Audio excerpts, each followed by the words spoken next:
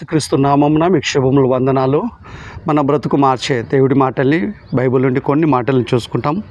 పేతురు రాసిన మొదటి పత్రిక 4వ అధ్యాయము 16వ వచనం. ఎవడైనను క్రైస్తవుడైనందుకు బాధ అనుభవించిన ఎడల అతడు సిగ్గుపడక ఆ పేరును బట్టి దేవుని మహిమపరచబడను.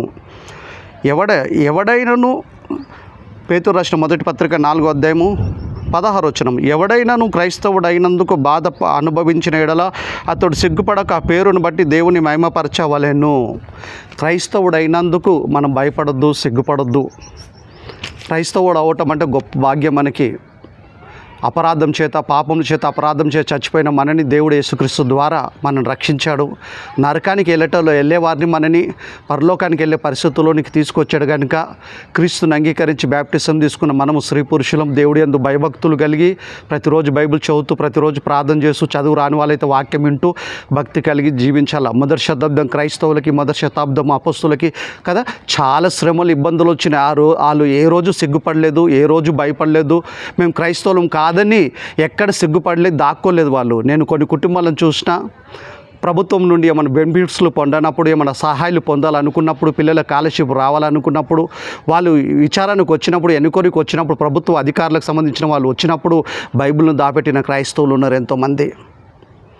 ఇంట్లో దేవుడి క్యాలెండర్, చర్చ్ క్యాలెండర్లు తీసేసి దాపెట్టిన రోజులు ఉన్నాయి. మీరు క్రైస్తవులు అంటే క్రైస్తవులం కాదని చెప్పిన వాళ్ళు కూడా ఉన్నారు.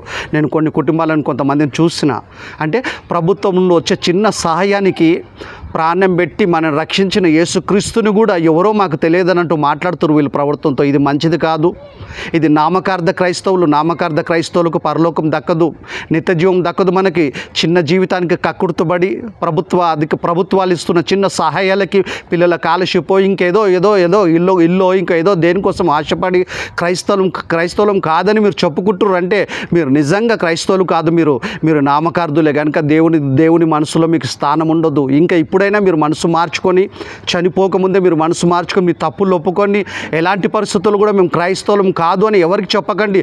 గొప్పగా చెప్పుకోండి మేము క్రైస్తవులం అని.